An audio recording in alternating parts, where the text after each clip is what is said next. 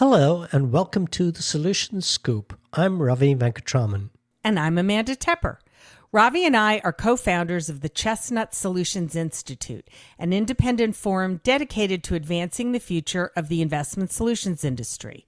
Here at The Scoop, we examine the latest solutions marketplace developments and speak directly with solutions industry leaders.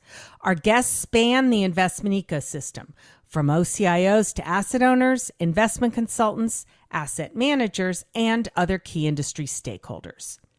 These conversations are an important part of the Institute's mission to improve transparency and help establish standards and best practices across the solutions industry by educating asset owners, providers, and all other industry stakeholders. Let's get to today's scoop.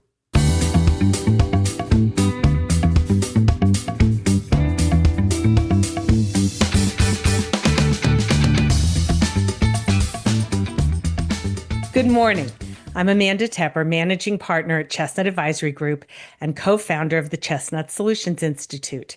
And I'm very pleased to welcome you to today's roundtable on the shape of solutions in 2025 and beyond.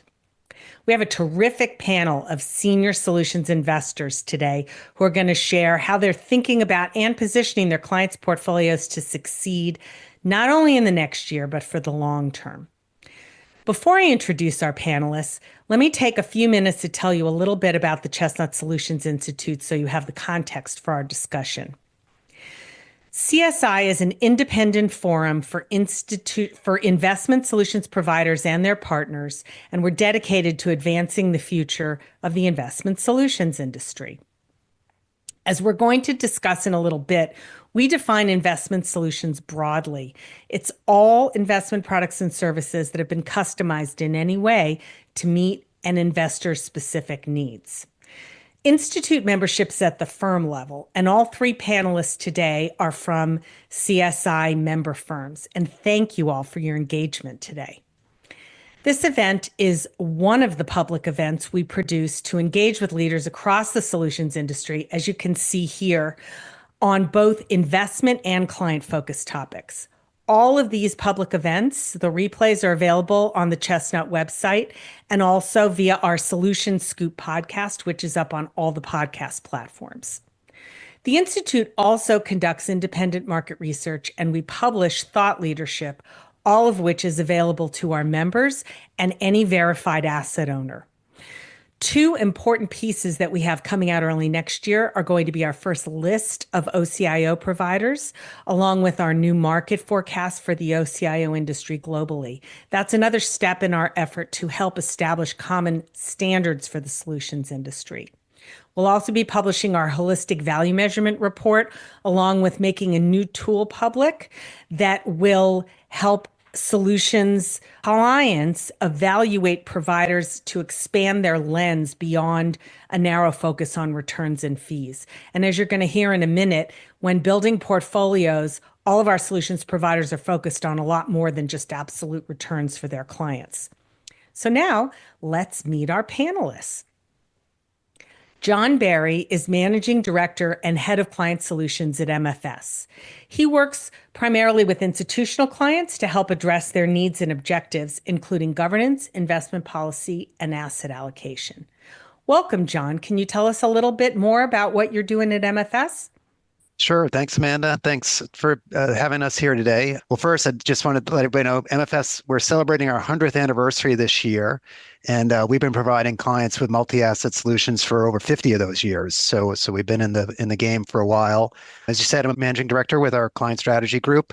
And what we do is we do a lot of research and develop thought leadership on a wide variety of capital market issues. And we also work with clients in a more consultative way on all the various challenges that they face around asset allocation, risk budgeting, liquidity, other related issues, and helping them think through some of these challenges that I'm sure we'll touch on today. Now I'd like to introduce Dan Farley. Dan is an executive vice president of State Street Global Advisors and CIO of the Investment Solutions Group. In that role, he oversees a global team of over 150 investment professionals, managing over $400 billion in multi-asset class portfolios. His team is responsible for the firm's target date active asset allocation, model portfolio, and OCIO strategies. And he's a member of the firm's executive management group. But despite all that, he made time to speak with us today. So welcome, Dan. Can you tell us a little bit more about what you're working on at State Street? Great, Amanda, thanks. And again, thanks for having us here as well.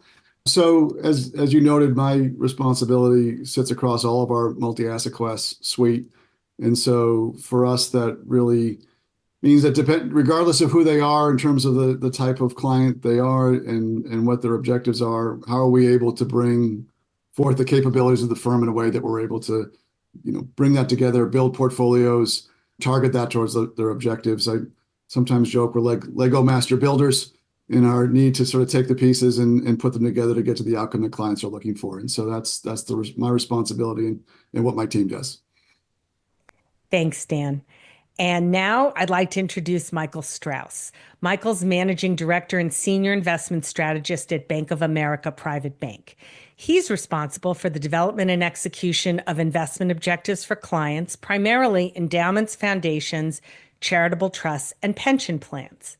Welcome, Michael. Can you tell us a little bit more about Bank of America's investment solutions business and where you're focused on? Thank you very much, Amanda. And as you just mentioned, I focus primarily on the nonprofit world, higher education, and other nonprofit institutions, including hospitals, community foundations in general, a little bit of pensions, and also focusing on senior living centers as an example. As far as my background, I spent 18 years on Wall Street, the bulk of which was as a chief economist, primarily with UBS, followed by close to 20 years at Common Fund in a variety of senior roles as their chief economist, strategist, and chief operating officer of their asset management business. I joined Bank of America about 6 years ago. Today, we manage a bit more than $75 billion of nonprofit assets in the OCIO space as a true OCIO. That's up from about 30 billion, 7-8 years ago. And we are a part of obviously much bigger organization, the Bank of America Private Bank, Bank of America and Merrill Lynch, which combined has about 4 trillion in change in assets under management. So we're a small niche group. That's not so small. I think we're the largest OCIO provider, but we have the power of a very big organization when it comes to pricing and efficiency. And that we're able to pass that on to our clients is one of the things that's unique upon us. In addition, we have consulting services that we provide our clients outside of the investment areas in things like gift giving and philanthropy and board education that helps our clients better do what their mission is and help them accomplish their mission, not just on the investment side, but on the non-investment side as well. Thanks, Michael. That's a lot of growth. And the whole solutions industry is growing because solutions meet investor needs. So there's a wide range of products and services that the three of you just discussed. And that's a great example of why the Institute's definition of investment solutions is so broad. We've done research at Chestnut, and we found that more than 3/4 of all asset manager clients, this is both institutional and retail, are using at least one investment solutions product today. So our definition of investment solutions is, Dan talked about Legos, we talk about building blocks. So the traditional approach of building blocks in a portfolio where each building block is a standardized product that is easily comparable across providers, and each investor is choosing from all those different building blocks to build their portfolio. That's a traditional approach, which lots of investors still use. The minute you cross into a solution is when you take any one of those building blocks and start customizing it for a specific client in any way. So that could be an ESG overlay, some kind of screen. That'd be a first step. Second step is multi-asset, or target date funds, which all three of your firms offer. And the ultimate definition of an investment solution, the ultimate implementation is a full portfolio with full discretion, or OCIO, which is growing like crazy for good reason, as we'll get into. So let's take all of that now. So through the solutions lens, how are you all looking at the markets before we get to the portfolios? So the near-term markets outlook gets a lot of press. It's only a part of the long-term forecast. I know uncertainty is a big theme, and more than in past years, more than when we had this conversation last year. It's only part of the long-term forecast and portfolio construction we'll be talking about. But in our prep calls, all three of you talked about uncertainty. It's more than just the recent election in the US. So Dan, let's start with you. I know a soft landing is your base case, but it's a wide range. So what are your biggest near-term macro concerns? What are you talking to clients about? Yeah, well, I think there's plenty going on in the world today to be worried about. I think if we define that soft landing, though, I think is important, because that then starts to scope some of the things to be worried about. And so, from our perspective, we think that we see a U.S. growth rate next year around 1.5%. That's a positive number, right? So that means we're still seeing some growth. It's just weaker growth than we've experienced the last few years, and it's clearly weaker growth than long-term averages there. And with that, we think the disinflation story continues and gets down into a 2 to 2.25 kind of range. And then ultimately the Fed has some room to continue to cut and to take away some of the restrictive nature that they have. And so for us, we think we get another cut here this year, and then probably 3 more first half of next year. I think that's the base case, and that's the soft landing that we talk about. And then these range of uncertainties that you reference come into play. And probably the one in my mind that's most important is this question of the fact that the Fed has to very much thread this needle about how they start to remove some of those restrictions and the timing and pace at which they do that. And there's been plenty of press around, are they going too fast or too slow? But I do think that those are the real concerns here. Will the Fed take their foot off the brake fast enough? Did they wait too long to take the foot off the brake? All those things we won't know for probably another 12 to 18 months. And that's going to impact what we see from a growth rate into next year.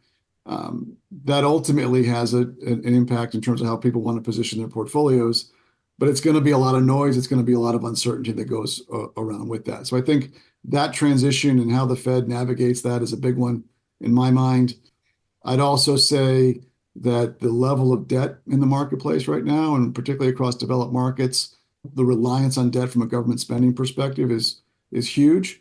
And so, as many have seen the statistics, right, we're looking at almost 20% of the U.S. government's revenue is going to pay interest costs. And so this is going to be an issue. Is it going to be an issue in 2025 or 2030? I don't know, but at some point, the bond market's going to stand up and take notice of this, and that's not priced into markets right now. And then probably the third thing I just point that is a big level of uncertainty is, what's the policy going to be, or the implementation of the policy that we're going to see under the new Trump administration in the U.S. I think that the likelihood of things like deregulation and lower taxes will probably be growth positive, but that's not going to take our 1.5% growth forecast to 4, right? So it's going to be, moderately positive there. What's going to happen in the implications of immigration on labor scarcity and wages and ultimately inflation? That's TBD. The same thing for tariffs, geopolitical issues, and how those will be handled. So I think the next 12 months, I think we know direction of travel, but we don't necessarily know the way it's exactly going to play out. And so I think all of those things are things that we need to be very, very mindful of, not necessarily freeze us, but be very mindful of in terms of how we're building portfolio for clients. Thanks, Dan. Sounds like it's an eyes wide open stance. I felt myself getting a little anxious while you were talking, but that's good. And that gets into the risk management we'll be talking about in a minute. Michael, I know an important issue in your outlook has to do with AI and baby boomers. Can you please briefly share your thoughts on this and how you think that's going to impact the markets? Sure. One of the things we see is population demographic changes that for colleges, universities are quite challenging. And that's basically dealing with the baby bus generation, the decline in the number of high school students and the number of high school students continuing on to college has been challenged. But when we look at a broader picture of the economy and we look at demographic conditions, we look at working population pools, and those are also decelerating/declining, particularly as the baby boomers begin to age out of the system. And that will happen over the next, it's already started, but will continue to happen over the next 10 years or so. But one of the things we think will offset that a bit is AI. And the key that we see in supporting growth for the next 5-10 years is going to be the implementation of technology, not just the creation of the technology. And so that's a broader scale. It's focusing on those companies, those industries that have the money to invest to make their businesses more efficient. And we've already seen some of this start to show up on the economy domestically. It's still further off overseas, and it may be more challenged in some parts of the overseas markets because in many cases, businesses have to make money to invest money, and the U.S. is leading that process today. But on balance, we think there may be a hidden boost to productivity and maybe not so hidden boost to productivity that allows the economy to run a little bit better, a little bit more efficiently, a little bit stronger without quite as much inflation pressure as what you otherwise would have gotten. With that said, we do see the economy growing a bit better next year than Dan did. We anticipate GDP growth at around 2.5%. Inflation also around 2.5%, both for the next year. And also when we look out over the next 15 years or so, that's roughly the barometer. And near term, both of those numbers might actually be a little bit higher rather than a little lower than that. That's going to be higher than the Fed's objective, but it's going to be a level of inflation that the Fed may be willing to accept. How do we view the economy? We view this 2023 to 2025, early 26 period, very similar to 1995-96. Back then, people were fearing a recession. You had concerns of irrational exuberance. It took years for irrational exuberance to actually have a market impact. And we think that maybe the same thing here, that we've had the soft landing test. That was earlier this year, and the economy is really more of a no landing. And we see growth accelerating closer to 2.5, 3, rather than 1.5, which is what the market was probably priced for a year ago, and the fear that it would be worse than that. And more importantly, we're seeing a turn in corporate profits. We think the next stage will be an acceleration in profits, and it's already started to unfold beyond the MAGA 7. We call it a look for a turn in the 493 that have been somewhat left behind. And along with that, if we actually did get less regulation in the system, that might also help drive profits, particularly for some of the small and mid-cap companies domestically. Got it. So definitely on the bullish side. And John, I sense MFS might be somewhat in the middle here, which was not the plan when we put you third in this particular line of questioning. But can you talk about MFS's take on this uncertainty theme, how you're implementing it for clients, and maybe focus a little bit on fixed income? Sure, yeah. So I agree with a lot of the comments Dan and Michael made. You know, I do think what Mike was just touching on, the no landing scenario is a really interesting one. It's one that we've been giving some thought to. And, you know, this is where there is a lot of growth. And I think the risk there is that growth, it gets too fast and the Fed has to, you know, raise rates. You know, we're all thinking about rate cuts, you know, over the next year, like Dan talked about. I think that's the prevailing wisdom, but there is some risk that they have to go the other way if things get a little too hot. And you've got some of the policies, you know, you've got tax cuts, We've got this tight labor market we talked about. We've got all these things that could be quite inflationary. So, it's certainly possible we could see some sort of a rolling inflation period come in where we get some, relatively large inflation in the next couple of years. What will the Fed do? They might have to raise rates. So I think that's a big risk. Thinking about the fixed income side, what does that mean? Well, rates go up, generally speaking, that's not particularly good for fixed income. So, we're being pretty cautious in terms of duration. We're sort of either neutral to a little bit short, generally speaking, being a little careful, going out too long on duration. We don't see, especially as you get out on the longer end of the curve, the odds of those rates going down significantly are probably not that good. Probably a little more likely to go up than down once you start getting out past 10, 20 years. So, being a little cautious with duration on the fixed income side. One thing we haven't really touched on here is outside of the US. We've been focused on the US so far with this discussion. I think it's a very different story outside of the US, some of the dynamics going on. And obviously there's risks there as opportunities too. So just think about fixed income specifically outside of the US. I think one thing that we think we might start to see is sort of a decoupling of central bank policy. I mean, for the last, since GFC, really, central banks, generally speaking, have been doing the same thing all around the world. They've been lowering rates at the same time, raising rates at the same time. I think we're at a place where we might start to see some divergence there. A lot of economies, Germany, France is having all sorts of troubles right now. China's having all sorts of troubles. We could see those banks in a much more aggressive cutting cycle, whereas the Fed might either be kind of neutral or modest, or maybe even have to raise rates.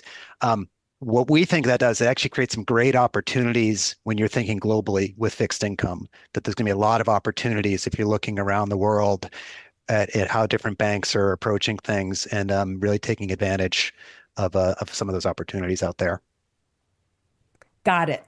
So between the three of you, we've got probably 500 scenarios now that we could potentially be facing. You're all talking about a big, volatile, active sea of change that all investors are facing. When it comes to investment solutions and you're building portfolios, it's for specific needs of specific clients, and those are also wide-ranging. So while they all have this background, different investors need different solutions. So, and ultimately, they're looking for holistic outcomes, and not all of them are looking for the same thing. And Michael, you mentioned some of the wide range of extra services that all three of your firms offer, because that's what investors increasingly are seeking. So let's stick with John for a moment. I know MFS has a substantial target date product, so that's for individual investors, and we're going to talk more about that in a minute. Can you talk about how you think about building the specific target date window for each class of investors? Because it's tens of thousands of individual investors who all have different needs, and yet they're all going to be in the same fund based on their age. Yeah, sure. So I know we're going to show in a minute some of the asset allocation there, but when you think about target date fund, you have to think about the whole path, right? So we've got a target date fund, we've got 10 vintages, in 5-year increments, and really the way we think about it holistically is there's sort of 4 key phases as we've built that target date suite. There's the early saver phase, it's first, call it 15 or so years of somebody's career. I mean, our goal there is maximize likelihood of asset growth in those early years. Real risk on, heavy equity allocation. We're at about 95% equity up in those vintages. Then you've got your mid-career. We're still looking to maximize growth, but we're starting to get a view on people are starting to accumulate some significant assets here. This says the second 15 years of somebody's career, and we want to start to take down that risk, very methodically as we're getting into that sort of late mid-career, as somebody's kind of getting into their late 40s, maybe early 50s or so. Then we've got late career. That's the 10 years going into retirement. We really are beginning to shift our focus and ours to really preserving those accumulated assets. Here you should have some very significant asset accumulation.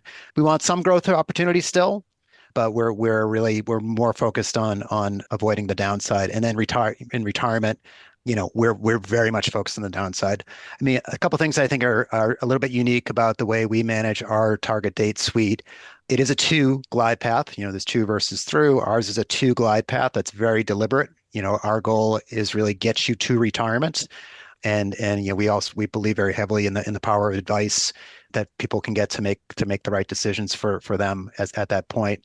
And another thing is we have quite a steep glide path. So as we get from that kind of mid to late career, it's a very steep asset allocation decline where we're going from very heavy equity, taking it down to a very significant fixed income allocation. And I think one other thing that's a little bit unique with the way we've built ours is the fixed income component of it. Obviously, in the early days, you don't have much fixed income, so you could argue it doesn't matter too much how you diversify that fixed income when you only have 5% of it.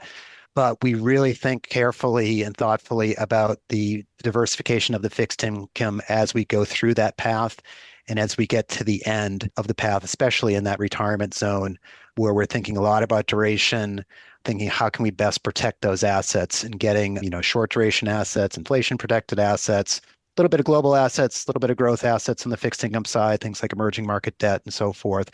But our fixed income changes quite dynamically through that path. It's not just a core bond fund the whole way through, and it's just 5% here and 50% there. The actual underlying building blocks change fairly significantly as you go through. And we think that's really important. I think that is one thing that we feel differentiates ourselves from some of the other paths out there, is that very deliberate way that we're building the fixed income allocations as we go through there to sort of meet those different sort of objectives that we laid out at the different points through that path. Thanks, John. Dan, State Street offers products across the solution spectrum. Our focus today, though, is your OCIO business. So what kind of investors do you primarily work with, and how widely do their needs vary? Mm-hmm. Well, look, I think that the investor set that we all are talking about is quite wide. And if I think about our OCIO business, it would mimic that. So everything from DC and some of the things that John was just talking about in terms of, we have obviously the sort of our standard off the shelf product, but things that are coming out in terms of retirement income and custom target date sort of more fall into that OCIO conversation. And then defined benefit, also falls into that retirement landscape. And so working with a wide variety of different kinds of plan sponsors and understanding what their objective is for their pension and coming across from there. In addition, we work a lot with nonprofits, whether that be traditional endowments and the work that they're doing across a whole slew of different kinds of investors, and the difference between universities and healthcare, et cetera, can be quite wide. But also we have a component of our business that is supporting on the development side with their plan giving, their charitable trusts and their pooled income funds. That's a large portion of what we're doing as well. And then finally, I think the move into wealth has been one that we've seen a whole lot of demand for, whether that be model portfolios with retirement registered investment advisors or family office, things of that nature.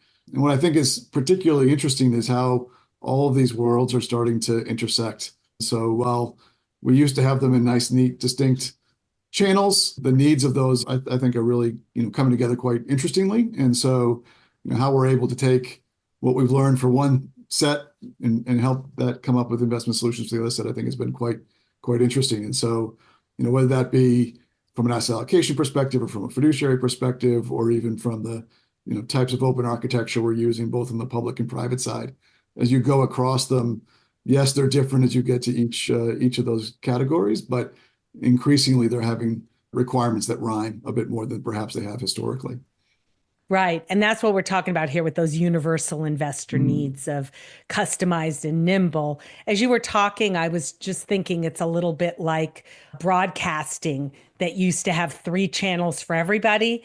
And now anybody can stream whatever they want at any time. And it's both fragmenting, and yet there's some underlying commonalities that go across. For sure. So, Michael, Bank of America's OCIO business, as you mentioned, focuses on nonprofits. And you know better than most that that's not a homogenous group either. So can you talk about a couple of the major types of nonprofits you serve and how their investment needs and other needs differ? Sure. To start out, we can look at the university environment. When you're looking at educational institutions, is it the endowment that you're managing, and does that have a long-term focus? It should, but that long-term focus, or what makes endowment A different than endowment B, sometimes is the spending rate, sometimes it's the inflows and outflows, whereas one endowment may have a lot more potentially coming in from future donations versus another endowment. And along with that, a focus on what an endowment can be allocated to is oftentimes highly dependent on the percent and dollar amount that they have to support of the operating budget of the institution that they represent. If you use this as an example, a Yale can have a lot more illiquidity in their portfolio than Harvard. Why? Harvard is responsible for something like a third or more of the operating budget of Harvard University, which is 4 or 5 times the size of Yale University. Yale can basically take their coupon interest of their endowment and almost cover their operating support needs. So that's just an example of 2 large institutions that have CIOs, but I can use that as an example across the spectrum to mid-size, even some large endowments where the sources and uses of that endowment can differ quite dramatically. But on balance, we are firm believers of what's called the endowment model. When we look at other types of organizations, healthcare organizations, nonprofit hospitals, they may have large pools of assets, but those pools of assets have specific liquidity needs or liquidity coverages that they may need to maintain. So they oftentimes will segregate their assets or focus their assets on the sources and uses of a specific pool. One may be a secondary or tertiary operating reserve, particularly if they see or obtain or unfortunately have a shortfall in revenues or an unexpected increase in expenses. And certainly we saw both sides of that equation during the pandemic a couple of years ago. In addition, even the deep core operating pools of healthcare organizations might not be able to have quite as much illiquidity in the portfolio because it could be used in extreme or could be needed in extreme periods of stress, or it could need a more liquid form to manage the needs on the debt side of that institution that they may face as well. So that would be just 2 examples. And then the third one being operating assets of a university. Typically, you want to manage the operating assets in line with the operating needs. And typically, what we've seen a little bit more focus on is matching investments with the liquidity needs of institutions. That's one thing that is quite similar across the board. Just those liquidity needs are quite different at a private foundation, community foundation, health and hospital organization, as well as a university. Yeah, and you didn't even mention if they're doing some big capital spend and they do or don't have the ability to raise funds and for that. And that again so would be matching liquidity needs to investments as well. Yep. So a lot involved beyond building the portfolios.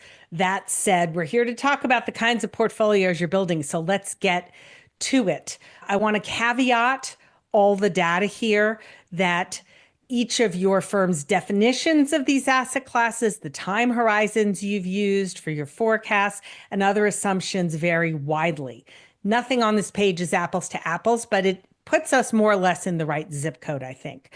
So long-term asset class forecasts and target asset allocations by asset class are the core building blocks that all of our speakers start with when constructing portfolios for their clients. So let's stick with you, Michael, and then I'm going to ask you, Dan, to answer the same question. What are the major assumptions driving your private equity and real estate long-term forecasts? And what roles are you looking for each of those classes to play in your clients' portfolios? And that might be different for different types of clients. Yeah, in general, our 15-year modeling process is Monte Carlo simulation.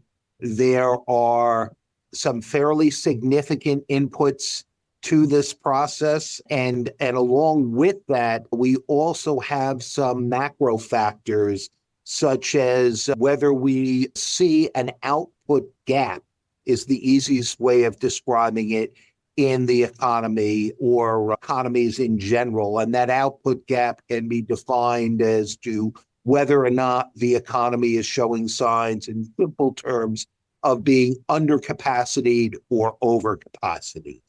The modeling process focuses on asset class returns, and on balance, it also focuses on or captures some of the very long-term history of how markets work or don't work together in zigging when some markets zag or all markets zinging together.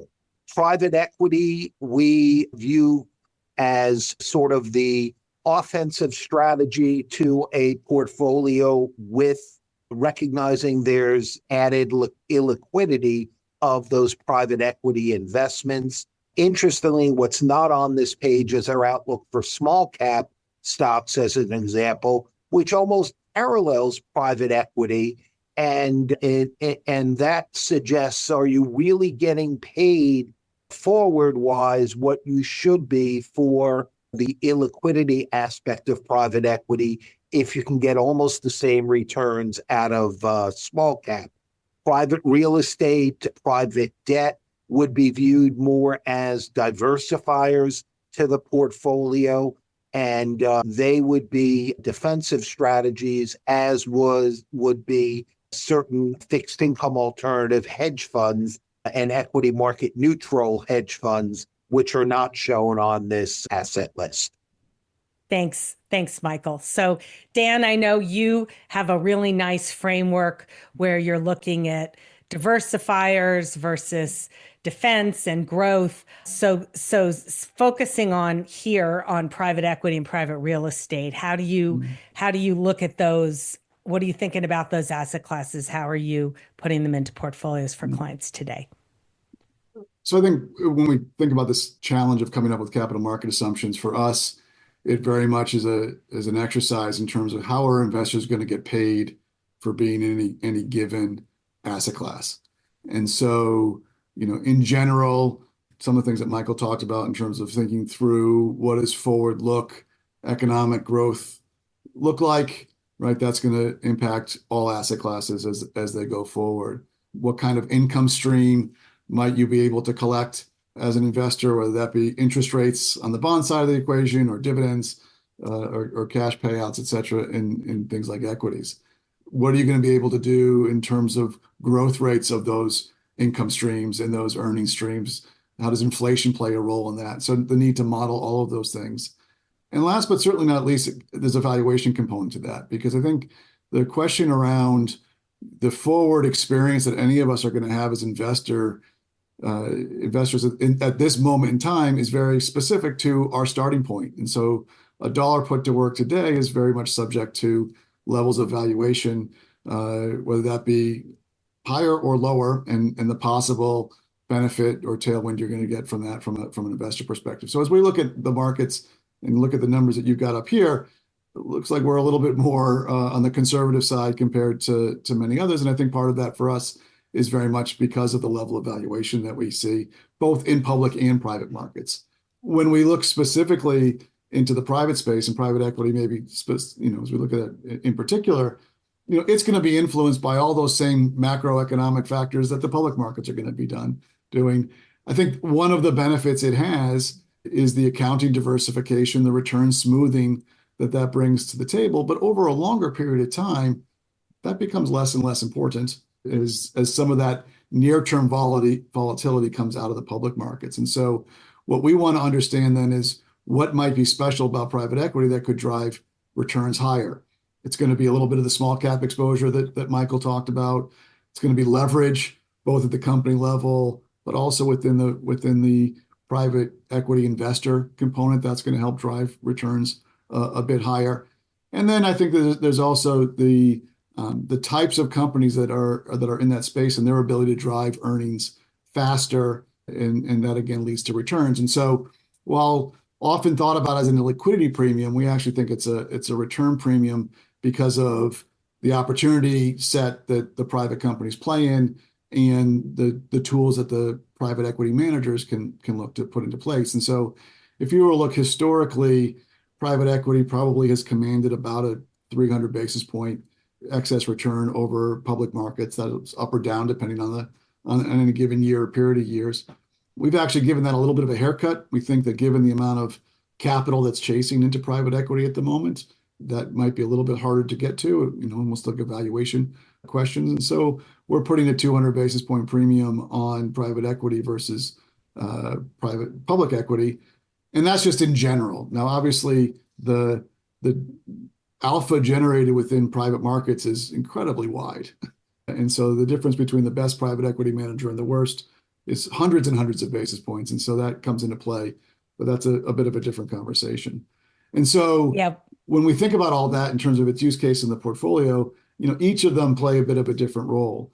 I'd agree with Michael that the private equity side of it for us is growth. How do we drive returns? How do we get into the right managers to be able to take advantage of their skills and add the returns on top of that? Private credit is a bit more of a cash flow tool, much lower volatility. Those cases where we want to have some consistency in the coupon that we're able to get. Obviously you get a little bit more credit risk, oftentimes a bit more floating rates. There's a bit of inflation protection that can play there. And then real estate somewhere in the middle. It's got that opportunity to see some price appreciation depending on what segments of the market you're talking about, but also pretty consistent cash flows. And so whether that be in terms of the objective that a client has in terms of their risk preferences, or where you might want to put these on a glide path in a target date fund, all different use cases, they all have a role. It's just a question of understanding what's the client objective, and then how do you pull these levers appropriately in those portfolios. And Amanda, one thing I would add on the sample solutions, this is a modeling process that we're showing here. It's not an implementation process. So what gets added to this, and this might be the same with both of the other firms as well, we have to abide by things like UPMIFA rules. We have to take into account liquidity needs of a client. So oftentimes, even though we don't like fixed income, the other entities here don't see a tremendous value in fixed income either, we wouldn't allocate 0% for fixed income. Why? Most institutions need fixed income for liquidity. And that could be a combination of cash, a combination of high quality bonds, Barclay or aggregate bond-like measures. It could include something in between, an intermediate fixed income, as well as high yield included in that as well. So typically, an institution would have 10 to maybe 15% in some form of fixed income, even for their deep core long-term endowment positioning. Why? They have a spending rate they have to maintain out of that. Yeah, and that's something we were talking about before. Thank you for clarifying that, Michael. Let's stick with privates for a minute, and I want to turn to John. And this is actually a question that we got from one of the people listening to this event today about liquid and democratized privates, which is, of course, in the target date fund environment today under current regulations, the only thing that's allowed. So, John, what kinds of things are you using today in your plans, and how do you view them and their role given the glide path and everything you were just talking about a few minutes ago? Yeah, and what we're using today in our target date fund specifically, we've got a couple things. We've got a REITs allocation, which it is equity, but it is sort of real equity with real estate flavor to it. And we've got some commodities in there as well. We've looked at infrastructure, listed infrastructure in our target date. We have not put that in there at this point. That's, not saying it will never be in there, but it's something we've looked at and have held off on at this point. It hasn't quite got the diversification benefit that we might want to have in that particular context.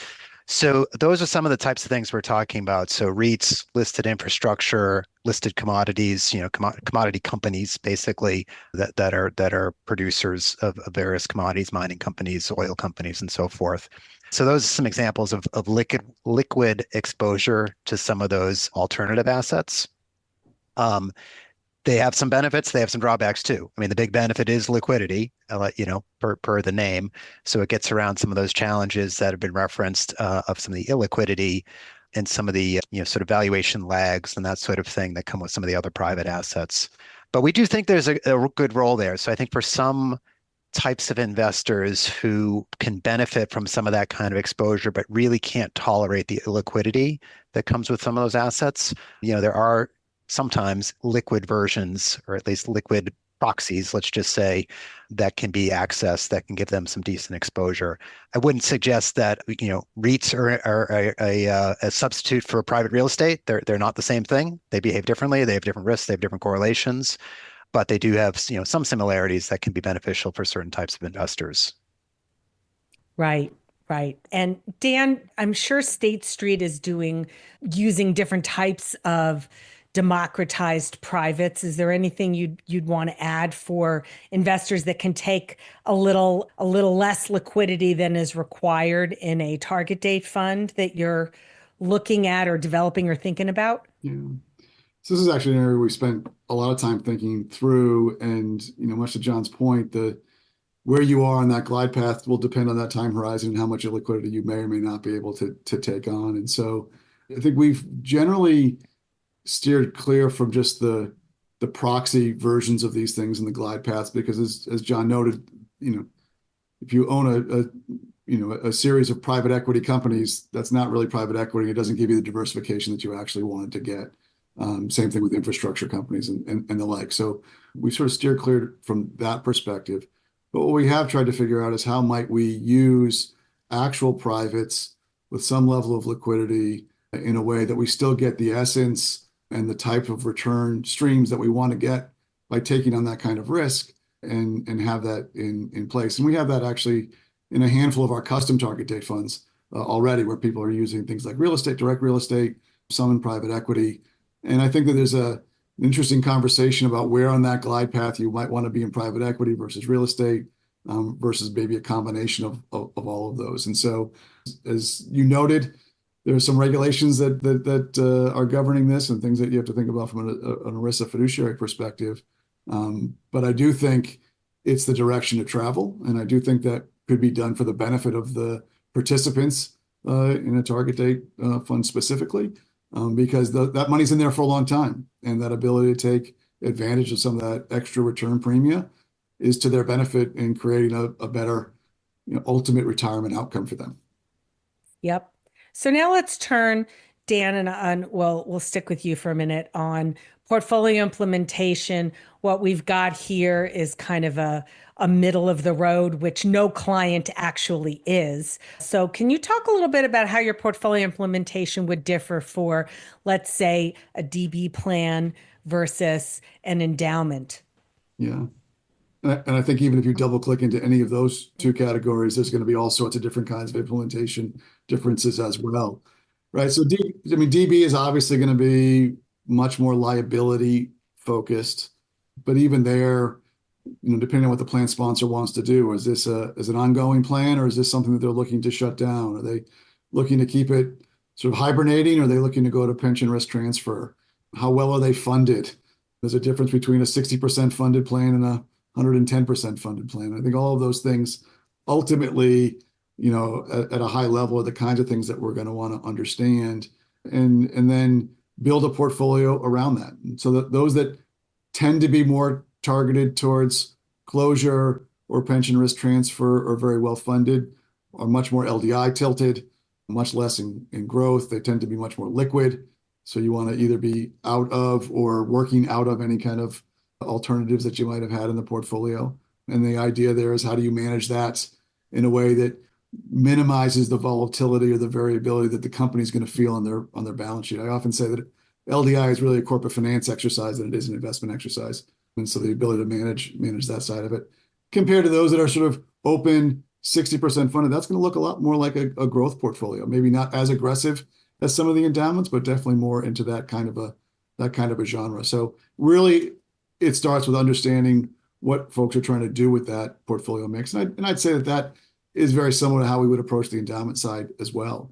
While there are not specific liabilities for an endowment in the way we think about it in the course of pension, I'd argue that all portfolios have liabilities, and endowments are of that vein. And so, Michael did a nice job walking through a lot of the different considerations around spending policy and reliance on the endowment draw, stability of other income outside the endowment, all those types of things.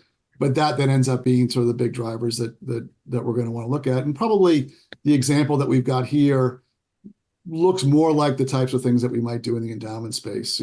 Broad global diversification, tilted a bit more towards growth, a reasonable allocation to the alternative space. We don't have it on this chart because this doesn't add up to 100, but you'd always see us having a dedicated allocation to things like real assets to be that inflation protection, because longer term that becomes very, very important in that endowment space. So all of those things really are the types of areas that we're going to look at when you try to compare those two types of investors. And then lastly, I think it's also important just to really think about, the allocation is the first step, and then it's how do you ultimately implement that? And so where do you use indexing versus where do you use active, both in publics and privates? That's not just a cost conversation. It's a risk budgeting conversation. It's how much return do you need to get? I'm a big believer you want to take on as much risk as you need to, but no more than that. And so, whether that be asset allocation risk or implementation risk, all become very important. So it starts with understanding what the liabilities and the objectives are, and then it's building portfolios from there. Yep. So, Michael, let's talk a little bit about your AcquiLight approach that you've been doing recently and sort of how that applies to a tactical overlay. These are, again, what we've got here is very long-term and kind of middle of the road. And then when you're dealing with any one client portfolio, a big part of what is driving the move to solutions is the fact that investors of all types want to have an expert that's very nimble and actively managing. So could you talk about what you're doing overall, and then maybe tie it to if you had a hospital client, say, and what would your trigger be for changing that point of view? Yeah, a long-term view that we've had, and I'm saying at least 10 plus years, has been that the endowment foundation world is a little bit too focused on this ACWI, or what I would call ACWI on steroids focus.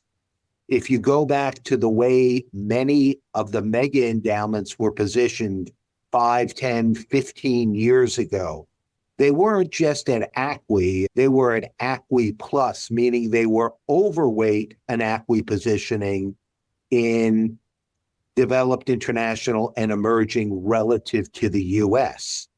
And that clearly has hurt them. How badly? ACWI today is 60% US, roughly. ACWI 10 years ago was only 50% US. Why? That's how much the US has outperformed the rest of the world. Our modeling process never got us to a full ACWI framework. It also got us to a little bit more diversification, to a broader array of equities than just large cap equities.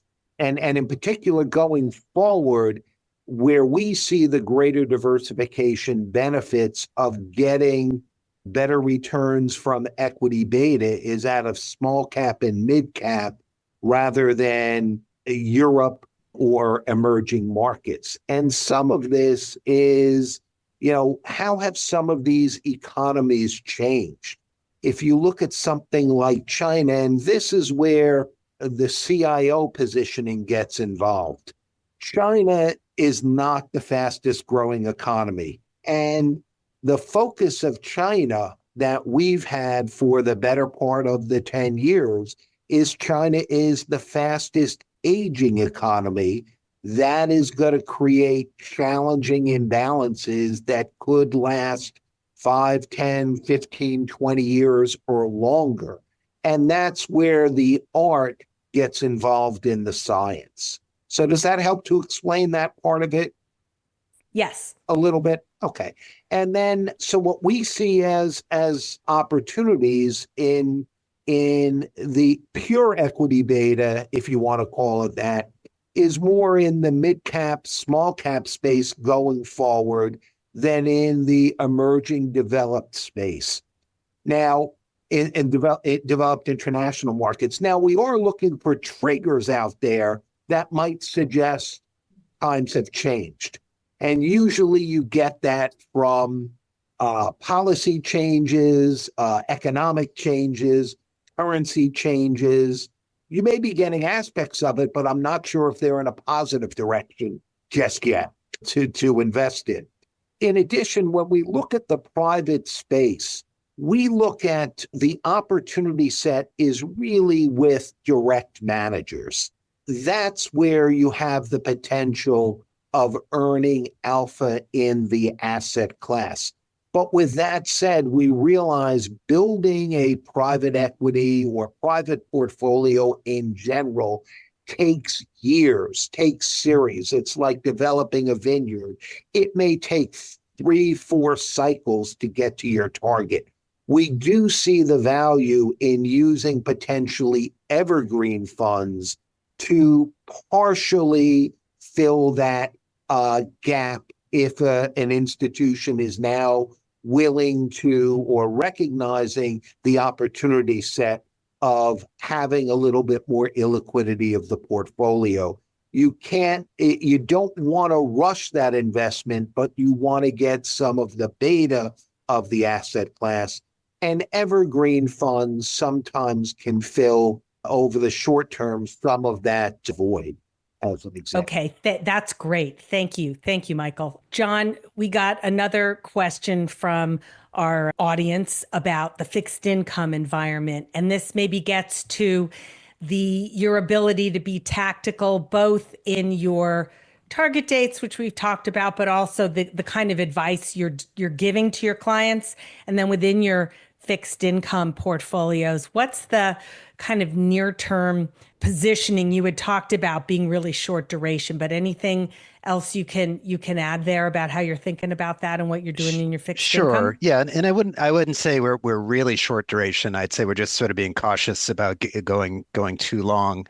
But yeah, so on the fixed income side, I think there's a few ways to look at it. So first of all, based on a lot of things we've been talking about, we do think there's a pretty good potential that we're going to be in a, quote unquote, higher for longer period here. So, we were in lower for longer for a long time where fixed income returned nothing. And now we're at a place, call yields 5%, give or take. We think there's a real good chance they're going to stick there for quite some time. You've got these opposing forces of, maybe Fed rate cuts, but then we've got inflationary pressures and all these other things, growth potential from some of the new policies coming in. So what does that mean? Well, for one thing, I think it is a nice opportunity for entities who really haven't looked at their asset allocation very closely for a while to give it a fresh look, because I think one thing we've seen, and I'm sure Michael and Dan can attest to this, is a lot of entities, and this is, you name it, endowments, pension funds, any sort of entity, for years and years when fixed income, it just wasn't an option. It wasn't like on the table because it was yielding 1 or 2%. And I think it is time for some of those institutions to give fixed income another look. If fixed income is now yielding 5%, call it, just looking at the numbers on the page there, at a reasonable amount of risk, maybe they can be achieving some of their return targets with good old-fashioned fixed income, and they don't have to get quite as exotic as they had to get in the past. So I think that's one area that we've been talking a fair amount with clients about, who really dialed back the fixed income, through the 2010s, early 2020s. It's a good chance to take a look at that again. Again, you got to be careful. I mean, if rates shoot up a lot, obviously you want to be cautious with duration, but I do think there's going to be a bigger role for fixed income going forward. And some of this is demographic too. We've got huge demographics. I mean, Michael alluded to it earlier. More and more people need fixed income. So, we've got to be looking at that pretty seriously. And to my point earlier, I think there's a lot of opportunity in the fixed income space for active managers.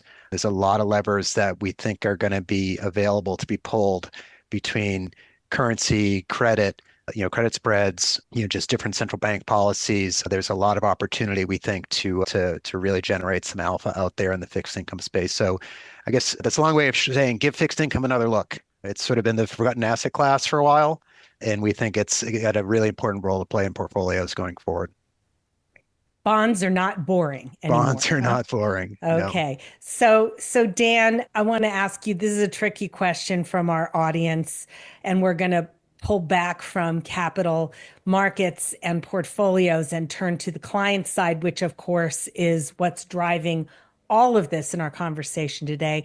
And this is about how you strike the balance between customizing everything for your clients, which is what they want, and of course, running a business and being efficient, and how you build the team, manage it, service your team. And ultimately, you want it to be a positive feedback loop where that efficiency is benefiting the clients. So could you talk a little bit about that, please? Yeah, that definitely is a tricky one to balance out there. And I think it actually starts a bit with understanding who the clients are and what that level of customization is. So, I think that there's, small C customization that is, it's 10% in small cap and not 5% in small cap, right? That's fairly easy to sort of deal with versus really major kinds of customizations that might be out there. And the thing that immediately jumps to mind is if I think about the amount of conversations we've had about custom target date funds that an employer has come and plan sponsors come and said, we've got a really different employee base. We need to customize our target date fund. And you go through and you take a look and you're like, they don't really look that different than everybody else, right? Now, there have definitely been times where it has been very different, right? We looked at a pilot union for an airline, right? Get paid more, very good health, really good pension, all of that. Well, that actually is a reason why you might want to customize, and with a big C type thing, just as an example. So I think it starts with very much understanding, how much customization really needs to happen, and having an open and honest conversation with clients around what that actually sort of looks like as you go through there. I think the other piece of it that we find helpful is, while we absolutely don't think one size fits all, we've got a general investment philosophy that we look at the lens that we look at all of our clients through. And so in theory, they've hired us because they align with that investment philosophy. And so, for example, I was talking earlier around, the implementation of asset allocations. Where might you use indexing versus where might you use active? I generally believe that in just about all cases, regardless of who the client is. Now, there might be somebody who wants to be all indexing or needs more active because of the return requirement, right? That happens on the margin, but having that consistent investment philosophy, I think, allows us to have things stay sort of in similar bunchings as opposed to something that's totally different. And then lastly, I think there's a component of this, which is how have we built our business to be able to manage these things? And so the infrastructure that we've got to be able to deal with that customization, to do it in a scalable way, automation as much as possible, so that we can pass that on to our clients, has something that has served us well. So really thinking about that infrastructure. And I think the reality is that customization is going to be the norm as we look to move forward. Like, we see that in our personal lives, we see that in the institutions that we're working with. And so that ability to do it on the margin is one thing. To really be able to evaluate whether it needs to be done beyond that is another, and to be able to figure out how do you want to manage that, and then have the infrastructure beneath it all, that you're able to deliver that very effectively, cost effectively for us and cost effectively for the client. I think all of those things are the building blocks we got to work on. Got it. Well, thank you, Dan, John, and Michael. You've given me ideas for about 10 new panels that we could have. We could keep going, but in the interest of time, I want to thank you all for sharing your insights and your expertise with us today. For all asset owners, we have an extensive asset owner toolkit that we will give you access to. It's also available to everyone at any Institute member firm. And please remember that everybody can access this event as well as any other public event that we have from the Institute in Chestnut on the Chestnut website, chestnutadvisory.com. So with that, thanks again and have a wonderful day. Chestnut Advisory Group is a boutique, practitioner-led management consulting firm dedicated to asset managers and investment solutions providers. In addition to the Chestnut Solutions Institute, our advisory practice areas include distribution strategy, M&A support, go-to-market, and implementation and coaching services. This podcast is owned and produced by the Chestnut Solutions Institute. If you like this content and would like to access more insights, webinars, and podcasts, please check out our website, chestnutadvisory.com.